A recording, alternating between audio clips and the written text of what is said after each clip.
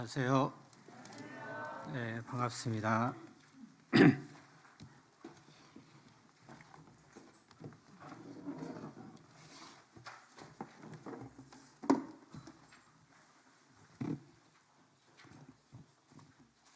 네, 오늘 또 인사 오신 분 어떻게 두 분이 잘 어울립니까? 네, 제가 보기에도 참 잘 어울리네요. 그 모치님께서 말씀하신 것처럼 얼굴이 닮은 것 같아요. 네, 그렇죠. 네. 이제 꽃 피는 봄이 되었습니다. 그래서 여러분들은 꽃 피는 시절이 되면 좋습니까? 네. 근데 이제 꽃을 보면 여러분들은 어떤 생각을 하시는지요? 좋다, 아름답다. 예. 근데 하나님께서는 우리에게 꽃을 주시면서도 그 꽃 속에서 우리가 뭔가를 느끼기를 원하시는 것 같아요. 그래서 저는 이제 개인적으로 생각할 때 참 꽃이 참 아름답고 좋은데 그 시간이 참 짧잖아요. 이렇게. 예를 들어서 벌써부터 벚꽃이 피었어요. 근데 어느 순간 지나면 꽃이 다 져버리고 좀 구경 좀 하려고 그러면 구경할 수가 없는 그런 경우가 있습니다. 그래서 그 인생이 풀의 꽃과 같다고 이렇게 표현하셨잖아요. 그래서 우리가 그 짧은 시간 동안에 최선을 다해서 주의 일에 더욱 힘쓰는 자들이 돼야 되겠다 이런 생각을 하게 되고, 또 이 꽃이라는 거는 꽃 그 기간 동안에 수종을 하게 되잖아요. 그리고 이제 열매를 이제 맺기 위해서 이제 꽃이 이제 시듭니다. 그러면서 그 많은 시간을 이제 그 열매를 맺히기 위해서 이렇게 힘쓰는 것을 보게 됩니다. 그래서 우리들도 우리들의 생애를 열매 맺는 삶, 곧 성령의 열매를 맺기 위해서 이렇게 힘써야 되겠다라는 생각을 하게 됩니다. 그래서 우리 그리스도인들도 참 젊은 시절이 있잖아요. 꽃 같은 시절. 제가 봤을 때 한 25세 정도가 참 꽃 피는 절정기라고 좀 생각이 되거든요. 이제 결혼한 이 나이 때. 근데 이제 그 시기가 지나면 우리는 좀 급격하다기보다는 차츰차츰 노화가 시작되는 것을 보게 됩니다. 그래서 30만 넘어가면 이제 노화가 시작되거든요, 실제로. 그래서 우리가 젊었을 때, 힘 있을 때 주님을 더 최선을 다해서 섬겨야 되겠다, 이런 교훈을 제가 받게 됐습니다. 서론이 길었습니다. 오늘은 거룩하라에 대해서, 내가 거룩하니 너희도 거룩하라, 이런 제목으로 교제를 나누도록 하겠습니다. 이제 성도들이 구원받게 되면 성장을 하게 되죠. 근데 우리의 마음 속에는 옛 성품과 새 성품이 공존하기 때문에 곧 육신의 소욕과 성령의 소욕이 이렇게 항상 충돌하고 있습니다. 다시 말해서 아담 성품과 그리스도의 성품이 항상 대립하고 있기 때문에 우리가 이렇게 거룩하게 사는 삶을 자꾸 방해를 하는 것을 보게 됩니다.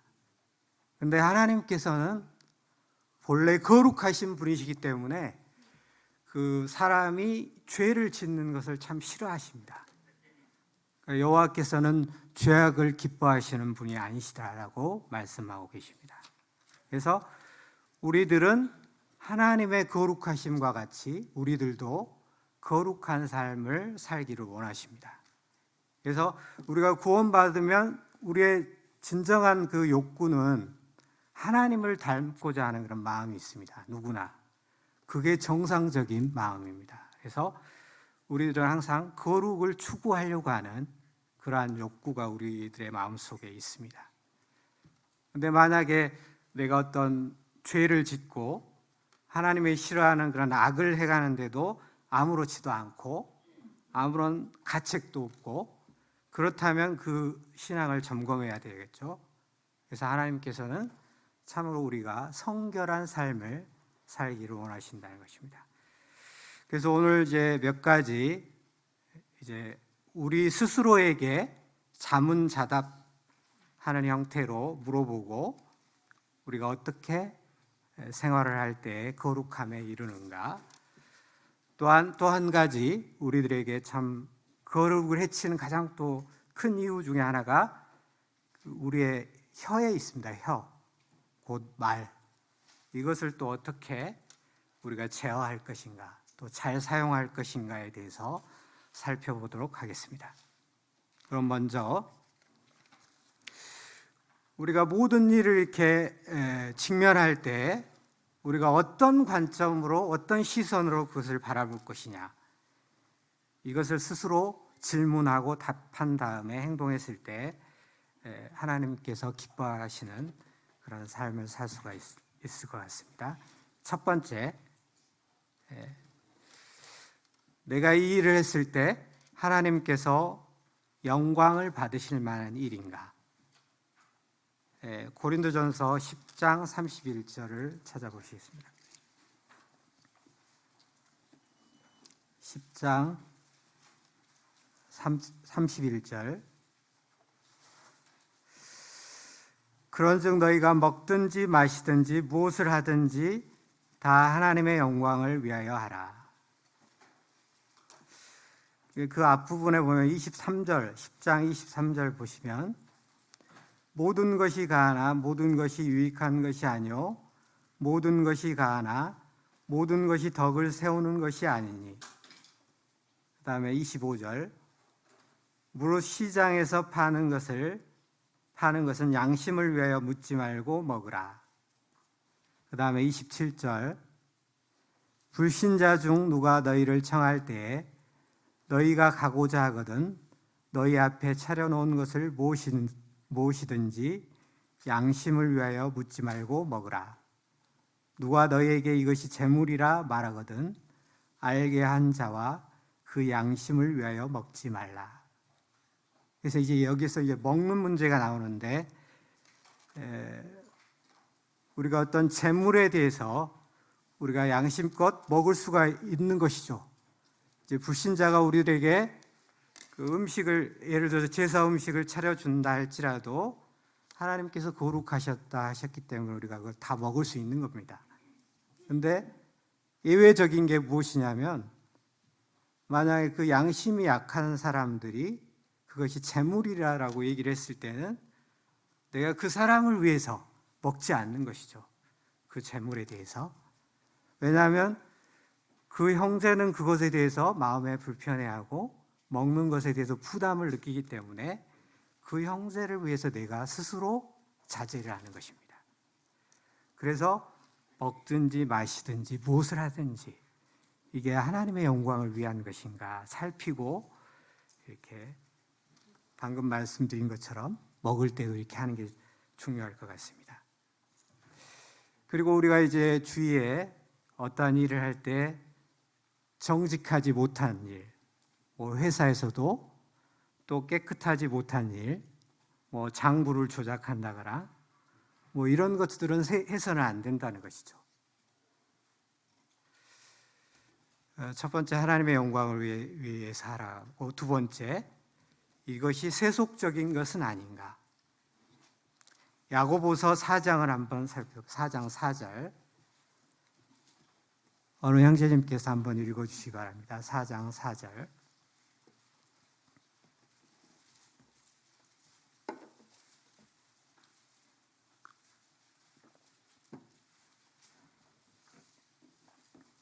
청년 형제들 중에서 한 명 읽어주시기 바랍니다.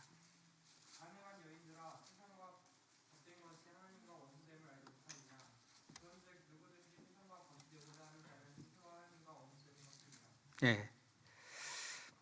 가늠한 여인들아라고 표현을 하고 있고, 세상과 벗된 것이 하나님과 원수가 된다라고 표현하고 계십니다. 그래서 우리가 이제 세상 속에서 살아갈 수밖에 없죠. 그렇지만 세상의 여러 가지 풍속이라든가 세상이 허용하는 것들, 이런 것들을 우리가 같이 수용해서는 안 된다는 것이죠. 예를 들자면 지금은 세상에서는 동성애 이런 것을 아무렇지도 않게 당연한 것처럼 무슨 소수자들의 권리를 이렇게 그들을 배려하는 것처럼 이렇게 생각을 하고 있잖아요. 근데 성경에서는 그것이 죄라고 얘기하고 있습니다. 그것도 돌에 맞아 죽을 죄라고 얘기하고 있습니다. 왜냐하면 하나님의 창조의 섭리를 거스리는, 하나님께서는 대단히 싫어하는 그런 죄라는 것입니다. 그래서 우리가 그러한 것들을 세상 사람과 같이 똑같이 수용하는 그런 게 있어서는 안 된다는 것이죠. 그뿐만 아니라 모든 세상의 가치관으로 판단해서는 안 된다는 것이죠. 그 다음에 또 요한일서 2장 15절에 보면 이 세상이나 세상에 있는 것들을 사랑하지 말라. 누구든지 세상을 사랑하면 아버지의 사랑이 그 안에 있지 아니하니. 그러니까 우리가 세상을 사랑해서는 안 된다는 것이죠. 그래서 세상 속에 사탄이 공중권세 잡은 자가 세상의 음악, 또 예술, 또 철학, 스포츠 이런 것을 통해서 우리가 거기에 이제 마음을 뺏기도록 이렇게 하는 것 같습니다. 특별히 남자들은 어떤 스포츠 이런 데 이제 마음을 뺏겨서 거기에 이렇게 너무 이렇게 심혈을 기울이는 그런 사람도 많죠. 그렇지만 우리는 그것에 너무 창념해서는 안 된다는 것이죠. 그럴 시간에 오히려 하나님의 말씀을 보고 또 성도들과 교제하고 이런 시간을 갖는 것이 중요하죠. 그 다음에 세 번째, 예수님 같으면 이 일을 하겠는가? 베드로전서 2장 21절, 또 어떤 청년 형제님께서 한번 읽어주시기 바랍니다. 베드로전서 2장 21절.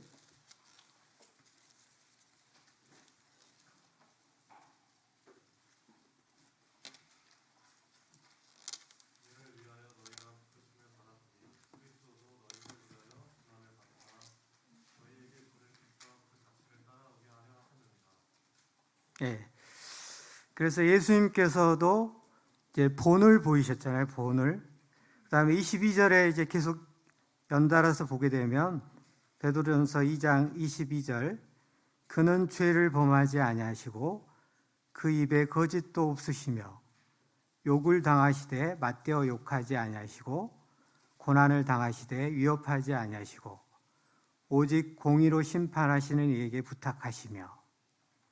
그래서 예수님께서는 그 죄를 짓지 않으셨다라고 표현하시고 또 욕을 당하시되 맞대어 욕하지 아니하셨다라고 표현했습니다. 그래서 우리가 때로는 세상에서 어려운 일을 당하고 억울한 일을 당할 때에도 우리가 그들과 맞대응해서 이렇게 싸우거나 이래서는 안 될 것 같습니다. 그래서 예를 들어서 차량을 운전할 때에도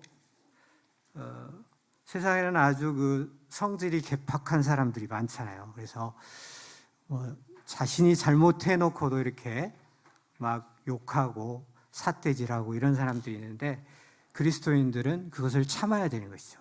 참아야 되고 오히려 같이 이렇게 하는 것보다도 그 자리를 차라리 피해 주는 것이 차라리 하나님의 영광을 위해서 또 우리의 거룩을 위해서 좋다라는 것이죠. 그 다음에 네 번째, 당신이 그 일을 하고 있다가 주님이 오셔도 좋은가, 이런 시각으로 그 일을 대하는 게 중요할 것 같습니다. 요한일서 2장을 보시겠습니다. 요한일서 2장 15절, 2장 28절.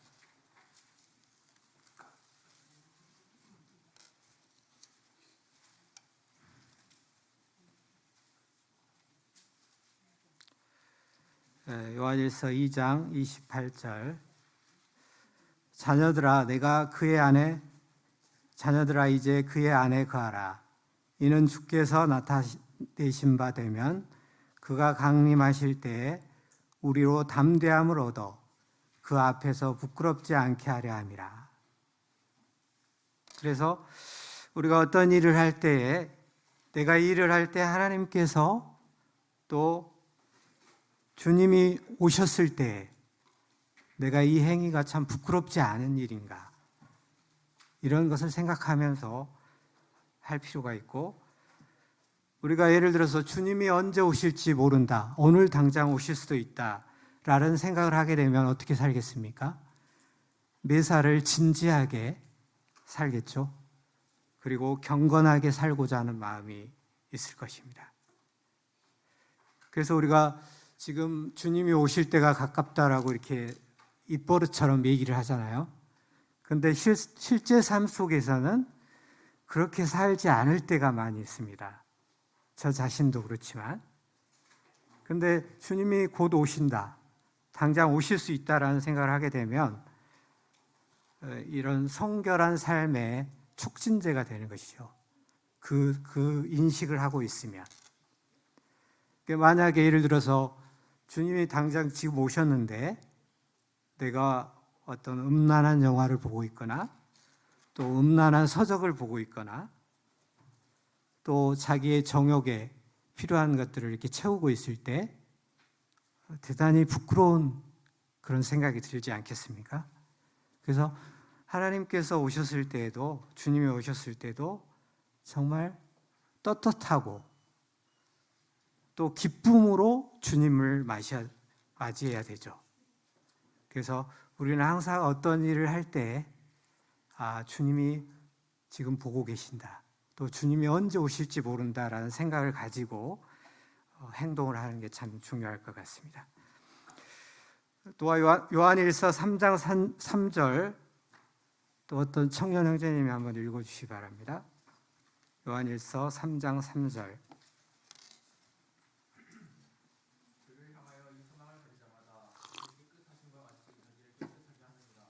예.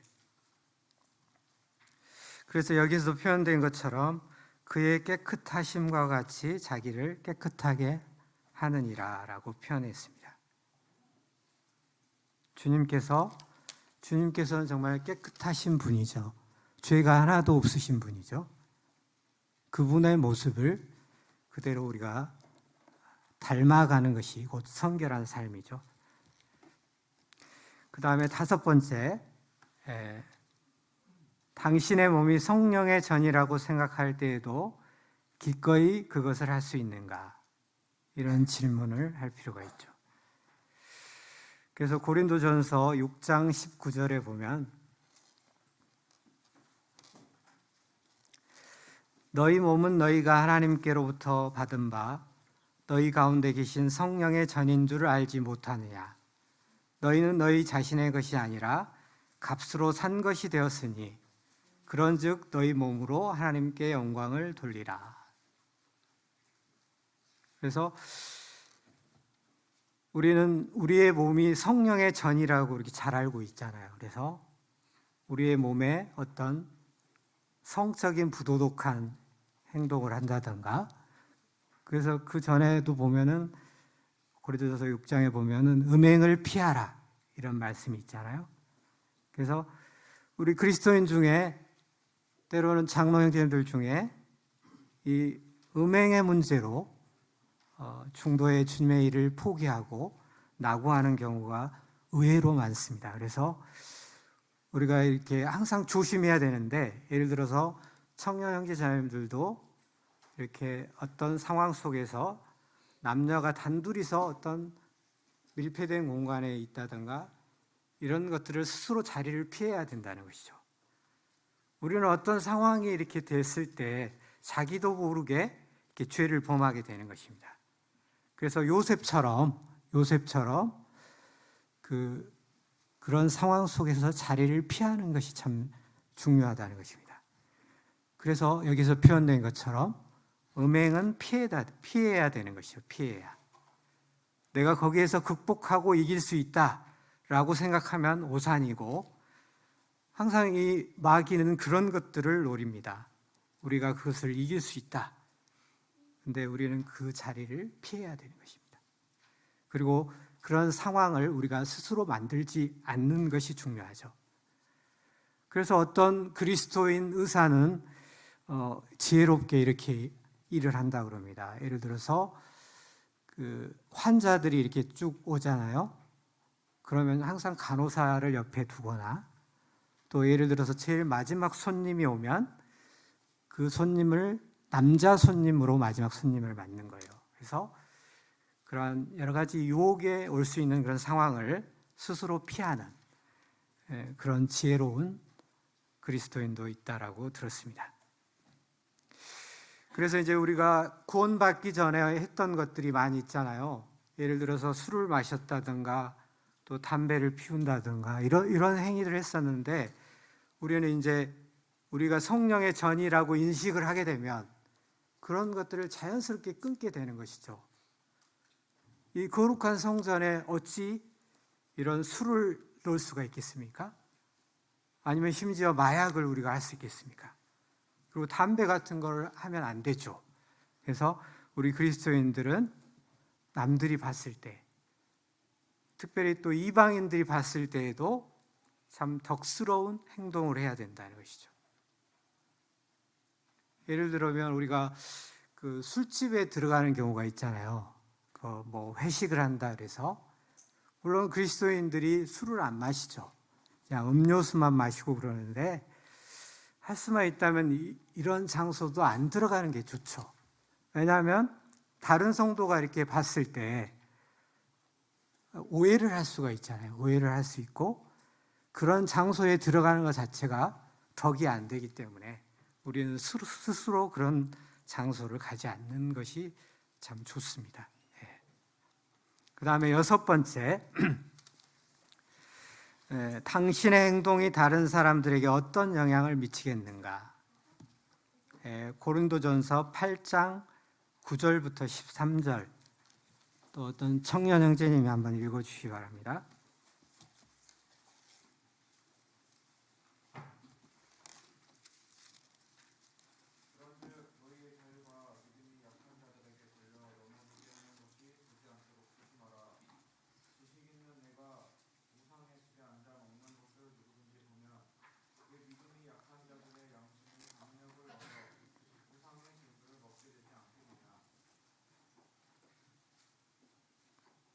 네, 13절까지.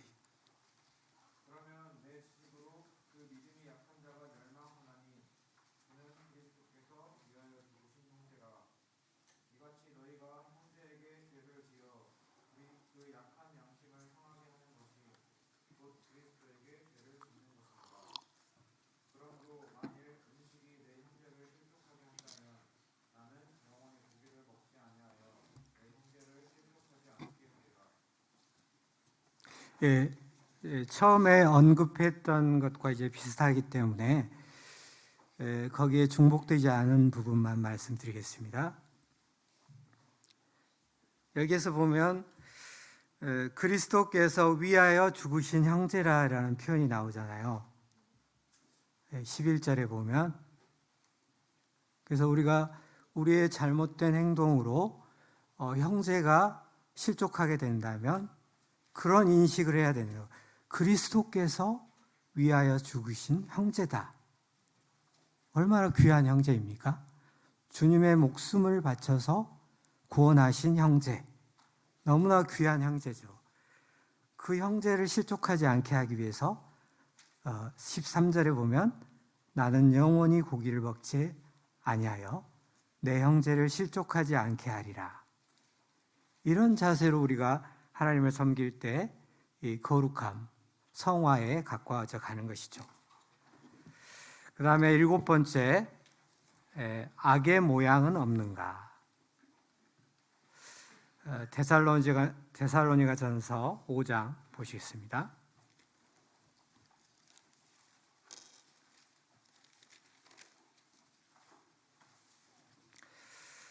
제가 읽겠습니다. 5장 15절부터 삼가 누가 누구에게든지 악으로 악을 갚지 말게 하고 서로 대하든지 모든 사람을 대하든지 항상 선을 따르라.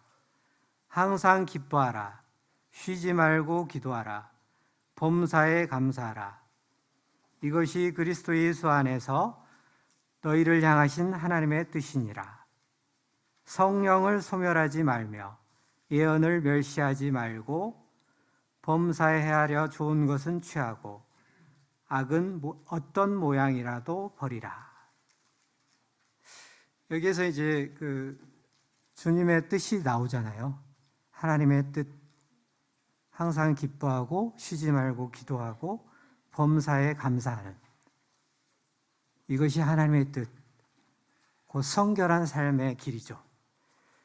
그래서 우리가 때로는 어떤 것을 하나님께서 하라고 하는 것을 하지 않는 것도 죄잖아요. 그래서 기도를 쉬는 죄를 범치 않게 해달라는 기도를 하잖아요. 그래서 우리가 기도를 쉬는 것도 죄라는 것이죠. 다른 성도들을 위해서, 가족들을 위해서, 또 교회를 위해서 이렇게 하는 기도, 이런 것들을 우리가 계속해 나갈 때 우리가 성화되어져 가는 것입니다. 그 다음에 이제 우리가 또 중요하게 우리의 성결을 침해하는 요소가 바로 우리가 입에, 우리가 입을 참 길들이기가 어렵습니다. 저 자신도 그렇습니다만은 이 혀는 정말 길들이기가 어려워요. 그래서 많은 사람들이 정말 말 조심해야 되겠다 이렇게 다짐을 하는데도 또다시 실수를 하는 경우가 많이 있습니다. 그만큼 혀를 길들이기라는 참 어렵습니다. 그래서 우리가 이 혀를 어떻게 사용할 것인가에 대해서 몇 가지 살펴보도록 하겠습니다. 첫 번째, 진실한 말을 해야 한다. 에베소서 4장 25절. 또 어떤 청년 형제님이 한번 읽어주시기 바랍니다. 에베소서 4장 25절.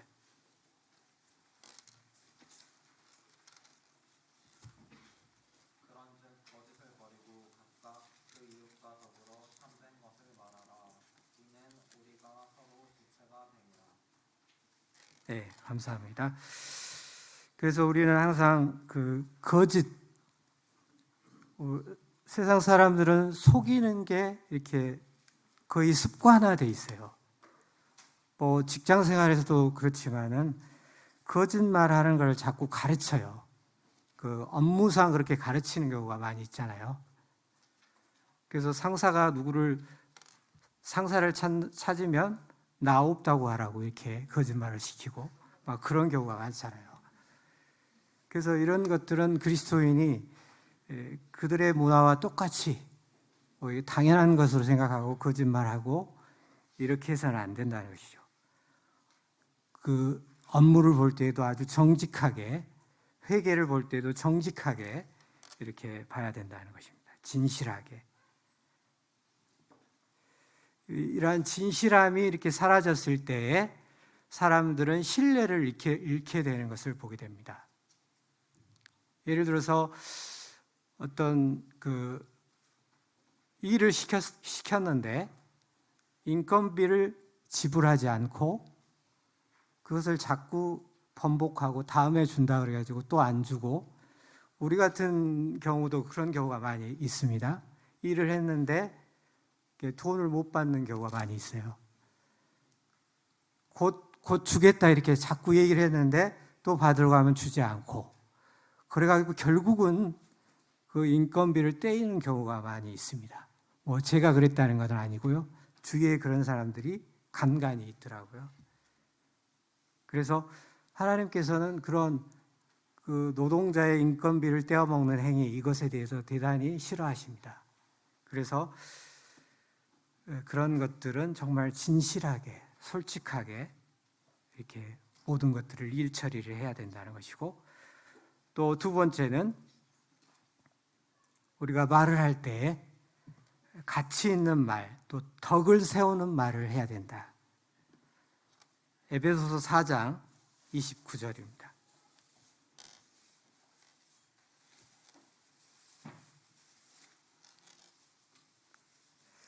에베소서 4장 29절. 무릇 더러운 말은 너 입 밖에도 내지 말고 오직 덕을 세우는 데 소용되는 대로 선한 말을 하여 듣는 자들에게 은혜를 끼치게 하라. 여기에서 이제 더러운 말은 가치 없는 말, 특별히 뭐 외설적인 말, 뭐 이런 의미입니다. 그래서 그리스도인들이 이런 그 외설적인 말, 이런 것들을 해서는 안 된다는 것이죠. 그리고 덕이 되는 말, 덕스러운 말, 이런 것을 해야 정말 다른 사람들이 봤을 때에도 아, 정말 하나님을 믿는 사람은 정말 다르구나. 언어 생활이 정말 다르구나라고 생각을 할 것입니다. 그래도 제가 이제 세상 사람들을 봤을 때에도 어떤 사람들은 그 바른 말, 고운 말 쓰기 뭐 이런 협회가 있더라고요. 그래도 거기 회원에 가입을 해서 바른 말, 고운 말을 쓰려고 의도적으로 노력을 하는 사람도 있어요. 근데 이제 그 사람 얘기를 들어보니까 문제는 그렇게 교육은 받는데 실제로는 그렇게 하지 않고 있더라고요.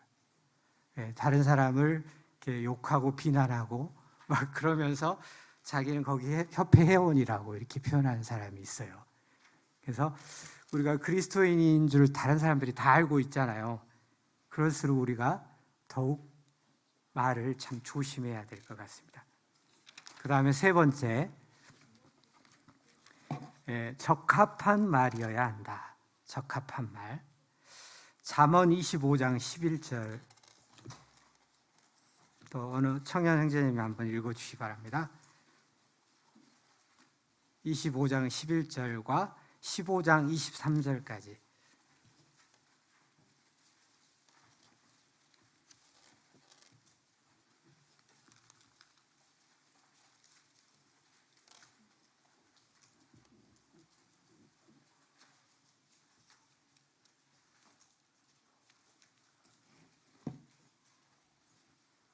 그러면 정렬 형제님이 한번 읽어주시기 바랍니다.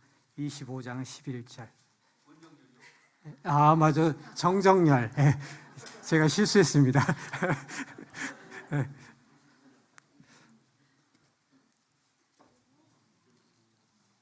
교우의 앞다가 말은 아로새긴 은쟁반의 금 사관이라.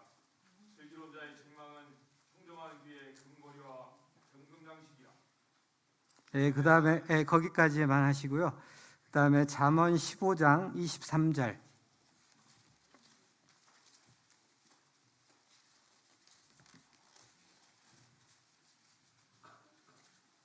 사람은 그 입의 대답으로 말미암아 기쁨을 얻나니 때에 맞는 말이 얼마나 아름다운고. 여기에서도 표현된 것처럼 적당한 말, 경우에 합당한 말, 그 다음에 때에 맞는 말.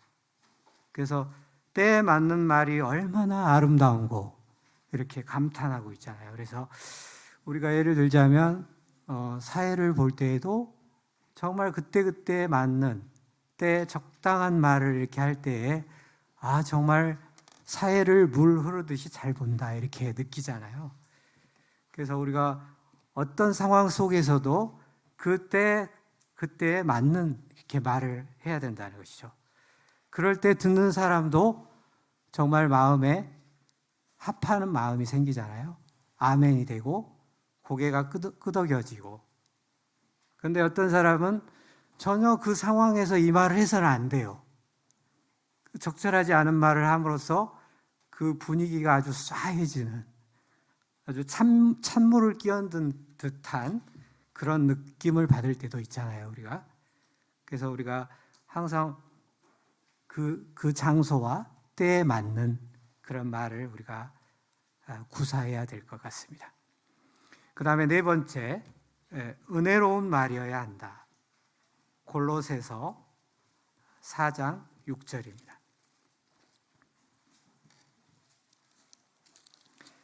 너희 말은 항상 은혜 가운데서 소금으로 맛을 내음과 같이 하라.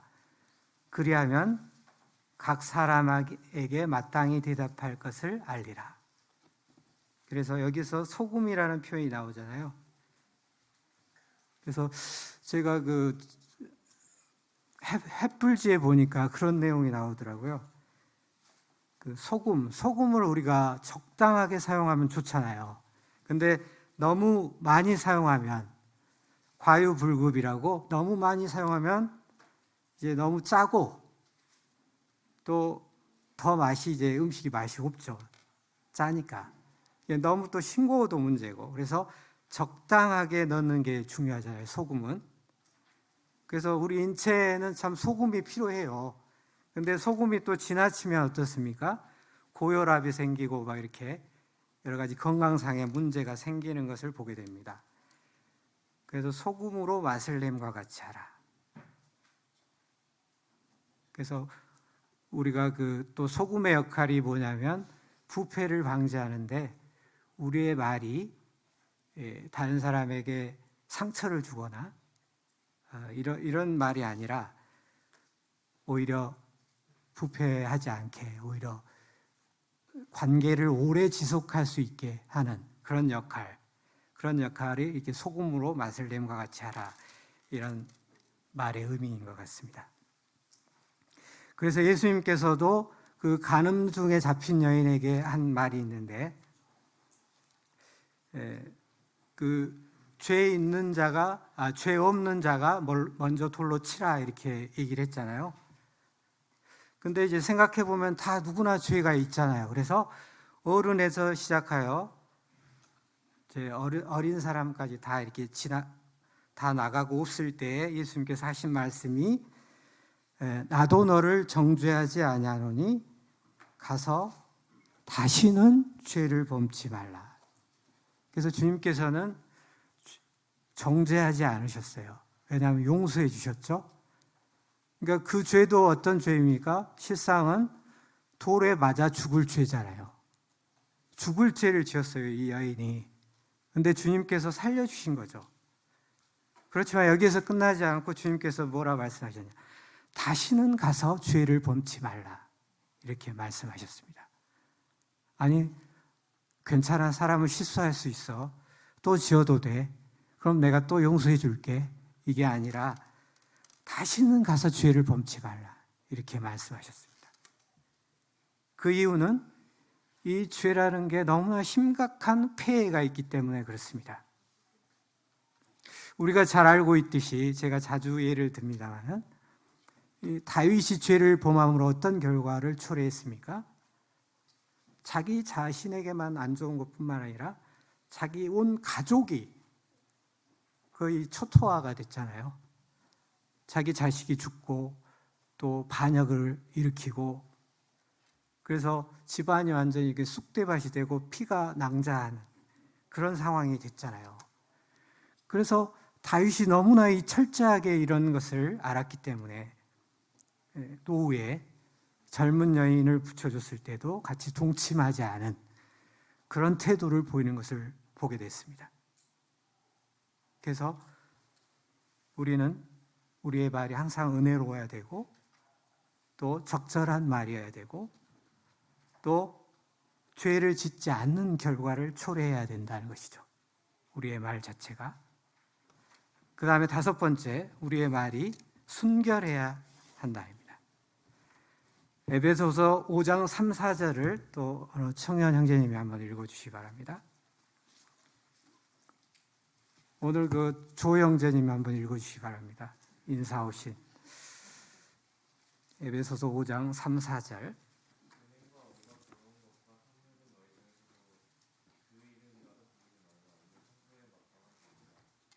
네. 누추함과 계속 읽어주시오.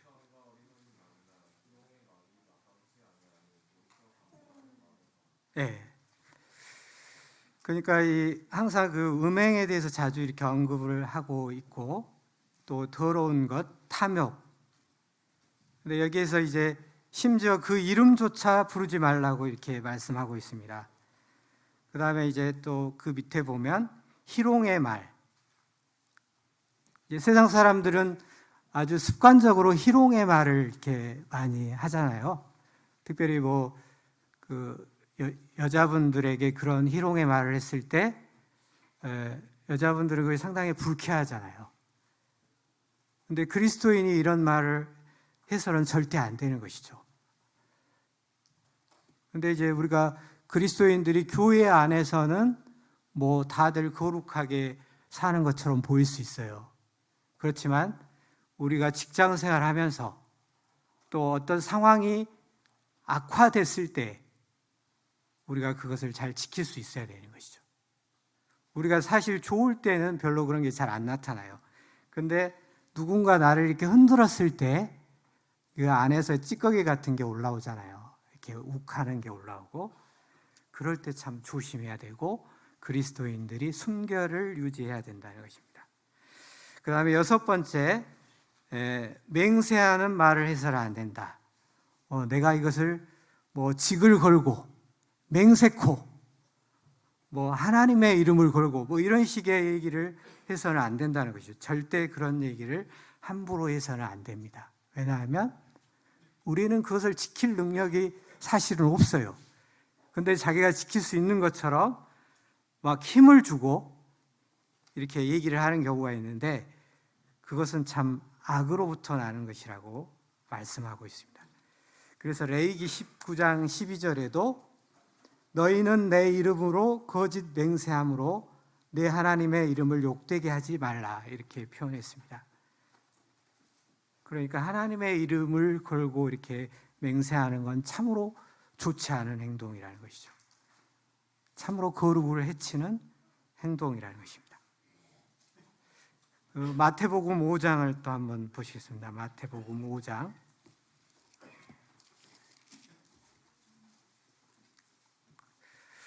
5장 34절. 나는 너희에게 이르노니 도무지 맹세하지 말지니 하늘로도 하지 말라, 이는 하나님의 보좌이며 땅으로도 하지 말라, 이는 하나님의 발등상이며 예루살렘으로도 하지 말라, 이는 큰 임금의 성임이요 내 머리로도 하지 말라, 이는 내가 한 터럭도 희고금게 할 수 없음이라. 오직 너희 말은 옳다 옳다 아니라 아니라 하라. 이에서 지나는 것은 악으로부터 나느니라. 그래서 이러한 말씀을 명심하시고 이렇게 맹세하는 말을 하지 마시기 바랍니다. 그 다음에 7번째, 이제 앞으로 2개 더 남았습니다. 경건한 말을 해야 한다. 우리는 이제 때로는 성스러운 것을 함부로 가볍게 말하는 경우가 있습니다. 그 하나님에 관련된 것을 아주 가볍게, 무례하게 사용하는 경우가 있는데, 또 특별히 어떤 성경 말씀을 가지고 뭐 농담을 한다거나 이런 것은 정말 합당하지 않은 것 같습니다. 저는 그 예전부터 그런 마음이 있었는데, 예를 들자면 무슨 에베소서, 갈라디아서 뭐 이런 것을 가지고 막 웃음거리를 만들고 그런 경우가 있거든요. 근데 혹시라도 그런 어떤 문제 이런 걸 내지 말았으면 하는 바람입니다. 그 하나님의 성스러운 말씀을 그냥 웃음거리로 만들어서는 안 된다는 것이죠. 그리고 그 마지막 때가 되면 그 농담이 일상화가 되고 만연하는 시대가 되는 것입니다.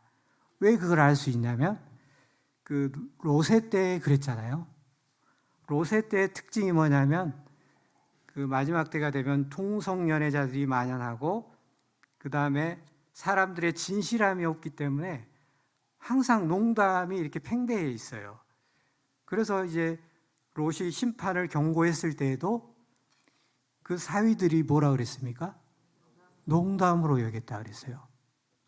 그래서 우리는 때로 교회에서 이게 교제 나눌 때는 때로는 진중하게, 진지하게 교제를 나눠야 되는 것입니다.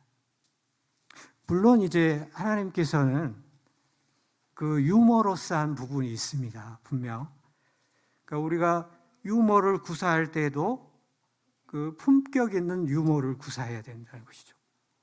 뭐 이렇게 세상 사람들처럼 그런 어떤 속된 표현, 상스러운 표현으로 사람들을 웃기려고 해서는 안 되고, 아주 그 고급 품격스러운 그런 말로 성도들을 즐겁게 유쾌하게 해주는 건 좋죠. 그래서 그 우리가 이게 일상적으로 이렇게 농담을 하게 되다 보면 그 영적인 그 능력을 상실하게 되는 경우가 있습니다. 그래서 우리는 어떤 교제를 할 때에도 말씀을 가지고 진지하게 교제할 필요가 있습니다. 그리고 그리스도의 종은 어떤 빈정되는 말, 다른 사람들을 막 빈정거리고 막 놀리고 거만한 말, 이런 말을 해서는 안 된다는 것이죠. 항상 같은 말을 해도 아주 조심스럽게 얘기를 하고 그 사람이 들었을 때 무례하지 않게 이렇게 얘기하고, 이게 참 중요합니다. 그 다음에 8번째, 우리가 말을 할 때 간단 명료하게 말해야 한다. 잠언 10장 19절. 잠언 10장 19절을 서정열 형제님께서 한번 읽어주시기 바랍니다.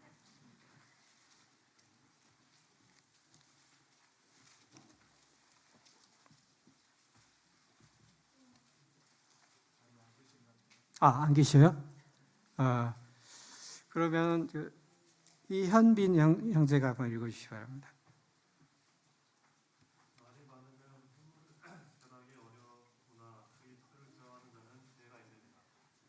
네, 전도서 5장 2절도 같이 읽어주시기 바랍니다.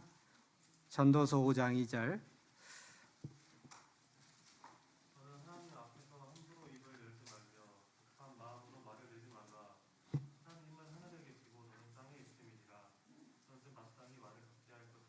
네. 그러니까 우리가 이제 어떤 토론을 할 때에도 어떤 사람이 지배적으로 자기가 대화를 많이 하는 사람들이 있어요.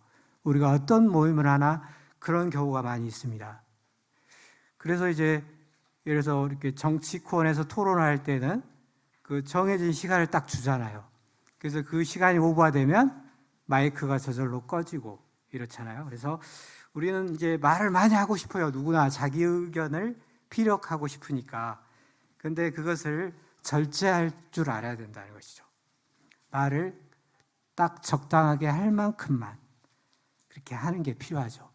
물론 이제 자기가 얘기할 때는 최선을 다해서 설득력 있는 어휘를 가지고 이렇게 설득하는 게 필요하죠. 그렇지만 절제할 필요가 있다는 것입니다. 절제할.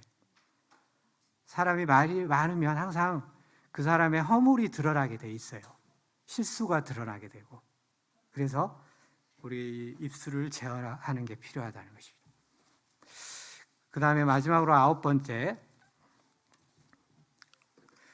다른 사람을 헐뜯는 말을 하지 않아야 한다.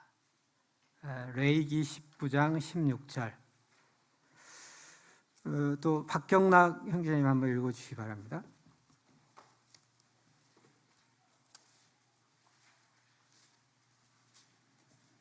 레위기 19장 16절.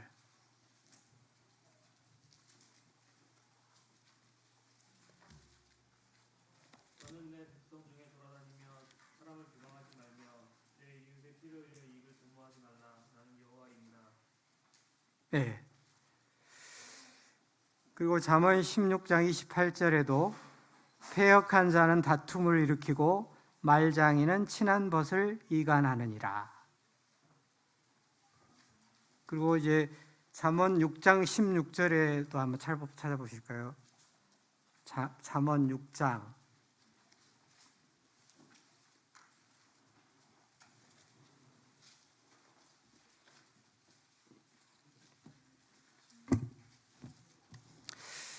6장에도 16절에 보면 여호와께서 미워하시는 것 곧 그의 마음에 싫어하시는 것이 N7 가지니 곧 교만한 눈과 거짓된 혀와 무죄한 자의 피를 흘리는 손과 악한 계교를 꾀하는 마음과 빨리 악으로 달려가는 발과 거짓을 말하는 망령된 증인과 및 형제 사이를 이간하는 자이니라. 여기에서도 그 형제 사이를 이간하는 자, 이것을 하나님께서 싫어하신다라고 이렇게 표현하고 있습니다. 그래서 우리가 성도들 간에도 서로 이간질을 하거나 이것은 하나님께서 참으로 싫어하신다라는 것을 아시고 이런 부분에 참 조심해야 된다는 것이죠. 그 다음에 잠언 18장 8절에도 남의 말하기를 좋아하는 자의 말은 별식과 같아서 뱃속 깊은 데로 내려가느니라. 그래도 우리가 이제 남의 말하기를 참 좋아합니다. 또 이것은 마치 음식을 먹고 이렇게 소화가 되는 것처럼 아주 흡수력이 좋아요. 그래서 남의 어떤 험담을 하면은 사람들이 막 이렇게 빨려 들어가는 거예요. 그리고 그것은 기억에 오래 남아요. 그래서 또 다른 사람들에게 전파하고 이러므로 인해서 이제 다른 사람들과의 관계를 악화시키는 것이죠. 그래서 우리가 저도 이제 요즘 들어서는 우리 아이들과 이렇게 우리 아들이 이제 제대를 해서 같이 이제 성경 말씀을 보는데 특별히 잠언 말씀을 계속 보고 있는데 참 여러 가지 우리의 삶에 필요한 것들이 참 많이 있더라고요. 그래서 이런 말씀을 통해서 여러분들이 참 실제로 이런 말씀을 순종하는 게 참 필요하다라는 생각이 듭니다. 이제 결론으로 말씀드리자면 우리가 이제 거룩한 삶을 산다는 것은 무엇이냐면 곧 여호와를 경외한다는 것이죠. 다른 표현으로 말하면 여호와를 경외하면 죄를 짓지 않게 되는 것이에요. 그리고 성결한 삶을 살 수밖에 없는 것입니다. 그래서 잠언 8장 13절을 한번 다 같이 보시겠습니다. 잠언 8장 13절.